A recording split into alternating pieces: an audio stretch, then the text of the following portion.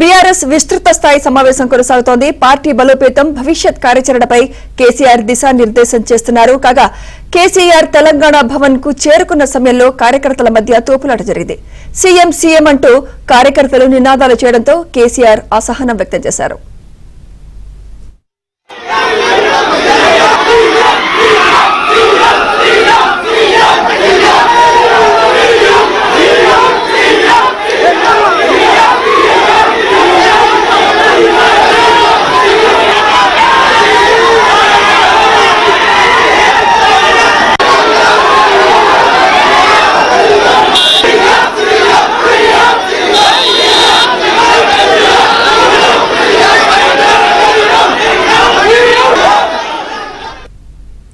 కాంగ్రెస్ ప్రభుత్వానికి వ్యతిరేకంగా ఈ నెలలో బహిరంగ సభకు బీఆర్ఎస్ ప్లాన్ చేసింది. ఏప్రిల్ 27న ఆవిర్భావ దినోత్సవం సందర్భంగా సిల్వర్ జూబ్లీ పేరుతో భారీ కార్యక్రమానికి రంగం సిద్దం చేస్తున్నారు. ఈ క్రమంలో జరుగుతున్న బీఆర్ఎస్ విస్తృత స్థాయి సమావేశానికి ప్రాధాన్యం ఏర్పడింది. భవిష్యత్ కార్యాచరణను ఈ భేటీలో ఖరారు చేసే అవకాశం ఉంది.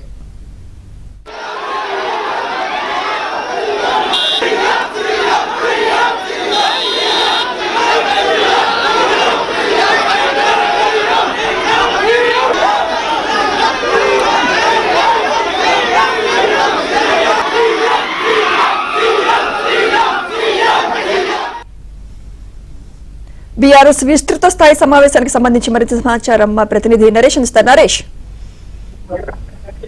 బీఆర్ఎస్ పార్టీ విస్తృత స్థాయి సమావేశం ప్రారంభమైంది. కేసీఆర్ ఇప్పటికే తెలంగాణ భవన్ కి చేరుకున్నారు. ఆయన ఇప్పటికే దాదాపు 400 మంది ప్రతినిధులతో ఆయన ఈ సమావేశాన్ని ఏర్పాటు చేస్తూ ముఖ్యంగా కాంగ్రెస్ పార్టీ అధికారంలోకి వచ్చి 15 నెలలు జరిగిన నేపథ్యంలో కాంగ్రెస్ పార్టీ ప్రజా వ్యతిరేక విధానాలను ప్రజల్లోకి తీసుకువెళ్లాలని కేసీఆర్ ఆలోచనగా ఉంది. ఇందులో భాగంగానే కాసేపటి క్రితమే ఈ సమావేశం ప్రారంభమైంది. కేసీఆర్ దాదాపు 7 నెలల తర్వాత గత జూలై 23వ తేదీన ఆయన ఆఖరిసారిగా తెలంగాణ భవన్ కు వచ్చారు. మళ్ళీ ఆ తర్వాత ఇప్పుడు ఆయన తెలంగాణ భవన్ రావడంతో కొంత క్యాడర్ లో కూడా ఉత్సాహం కనిపించింది. పెద్ద ఎత్తున క్యాడర్ అంతా కూడా తెలంగాణ భవన్ కు చేరుకుంది.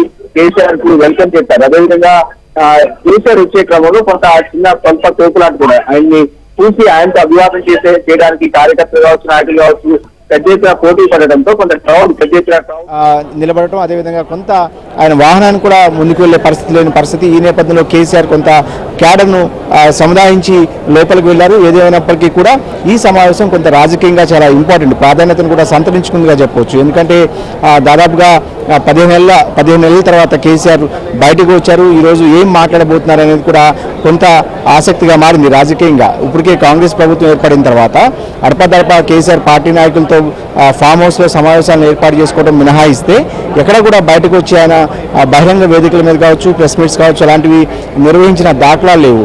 సో ఈ నేపథ్యంలోనే కేసీఆర్ ఇప్పుడు మాట్లాడబోతున్నది ఏంటి అనేది కూడా కొంత రాజకీయంగా ఆసక్తి నెలకొంది. ఇప్పటికే కాంగ్రెస్ పార్టీ వైపు నుంచి కూడా మంత్రులు కూడా ఒకరిద్దరు స్పందించారు ఈ మీటింగ్ సంబంధించి. అదేవిధంగా ముఖ్యంగా కాంగ్రెస్ ఎన్నికల్లో ఇచ్చిన హామీలు అమలు చేయటం లేదనేది బీఆర్ఎస్ పార్టీకి సంబంధించిన ప్రధాన ఆరోపణ. ఇందులో భాగంగానే 6 గ్యారంటీలు కావచ్చు, ఇతర అన్ని వర్గాలకు చాలా పెద్ద ఎత్తున రైతాంగానికి కావచ్చు, ఇతర వర్గాలకు కావచ్చు, మహిళలకు ఇచ్చిన హామీలు కావచ్చు, వీటన్నిటిని కూడా అమలు చేసే దిశగా ప్రభుత్వం మీద ఒత్తిడి తీసుకురావాలనేది బీఆర్ఎస్ పార్టీ ఆలోచనగా ఉంది. ఇందులో భాగంగానే ఒక రూట్ మ్యాప్ని ఈరోజు కేసీఆర్ పార్టీ నాయకులకు దిశానిర్దేశం చేయబోతున్నారు. ఏ విధంగా ముందుకు వెళ్ళాలి, ఇకపై ఎలాంటి కార్యక్రమాలు తీసుకోవాలి, ప్రజల్లో ఏ విధంగా ప్రజలకు ఏ విధంగా ప్రజా సమస్యల మీద ఎలా పోరాటం చేయాలి, ఏ కార్యక్రమాలు తీసుకోవాలి అనే దాని మీద కేసీఆర్ దిశానిర్దేశం చేయబోతున్నారు. అదేవిధంగా పార్టీని ఏర్పాటు చేసుకోవడం, వాస్తవానికి ఈ నెలలోనే ఒక భారీ బహిరంగ సభను ఏర్పాటు చేద్దామని చెప్పి గతంలో జనవరి నెలలో కేసీఆర్ పార్టీ నాయకులకు చెప్పినప్పటికీ కూడా ఈ నెలలో బీఆర్ఎస్ పార్టీకి సంబంధించిన సభ అయితే ఉండే అవకాశం కనిపించట్లేదు.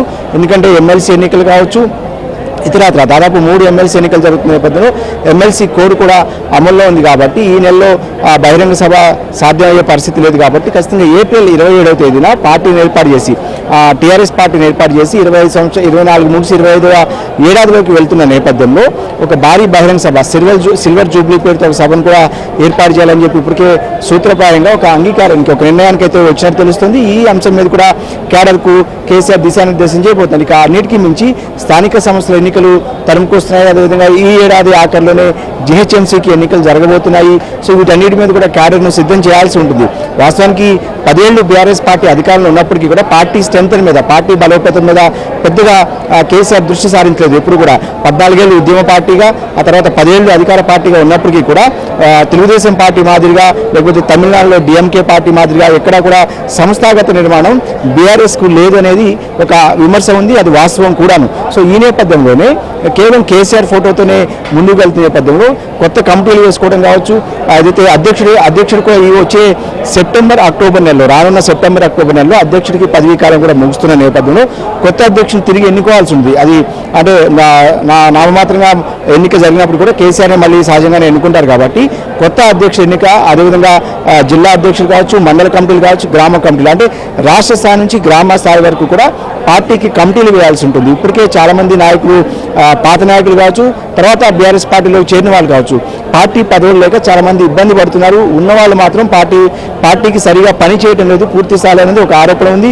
పార్టీ పదవుల కోసం చాలామంది చాలా కాలంగా ఎదురు చూస్తున్న పరిస్థితి. సో ఈ నేపథ్యంలోనే కేసీఆర్ దాని మీద కూడా ఏమన్నా చెప్తారా అనేది కూడా ఆశాభావంతో చాలామంది నాయకులు ఎదురు చూస్తున్నారు పార్టీ పదవుల కోసం చాలామంది.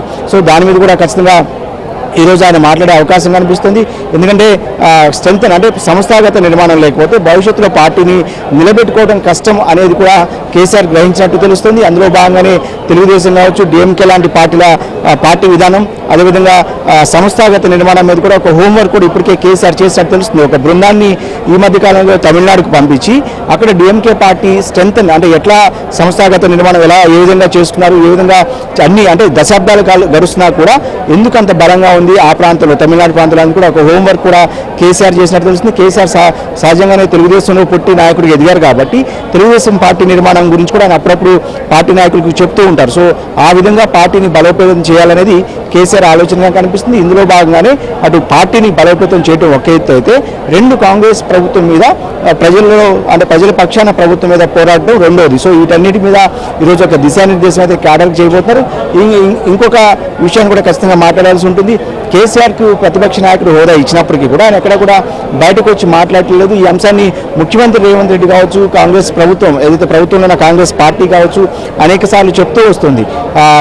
అసెంబ్లీకి రావాలి, ప్రజా సమస్యల మీద మాట్లాడాలి, సీనియర్గా తన సూచనలు సలహాలను ప్రభుత్వానికి ఇవ్వాలని చెప్పి ఆ ప్రభుత్వం అధికార పార్టీ వైపు నుంచి అనేక సార్లు కేసీఆర్ మీద విమర్శలు వస్తున్నాయి. అదేవిధంగా అనేక ప్రధాన అంశాలు, రాష్ట్రంలో వరదల లాంటి అంశాలు కావచ్చు, ఇతరత్ర ముఖ్యమైన అంశాలు కావచ్చు, రైతు రుణమాఫీ కావచ్చు, రైతు భరోసా లాంటి ముఖ్యమైన అంశాల మీద కూడా కేసీఆర్ ఎక్కడ కూడా స్పందించట్లేదు. సో సహజంగానే ప్రతిపక్ష నాయకుడు ప్రజల పక్షాన మాట్లాడాల్సిన నాయకుడు మౌనంగా ఉండటం సరైనది కాదు అంటూ కూడా సొంత పార్టీలోని నాయకులే అంటే బయటకు చెప్పినప్పటికీ కూడా కేసీఆర్ దగ్గరికి తీసుకెళ్ళినప్పటికీ కూడా కొంతమంది సహజంగానే మాట్లాడుకున్నారు. అంటే ఇది కొంత వ్యతిరేకత కూడా ఉంది. అంటే కేసీఆర్ బయటకు రావాలని కూడా ఒక నానుడి అంటే ఒక చర్చ పార్టీలో ఉన్న నేపథ్యంలో ఈరోజు కేసీఆర్ ప్రసంగం మీద అయితే కొంత సర్వత్రా ఆసక్తి నెలకొంది. Right, thank you Naresh.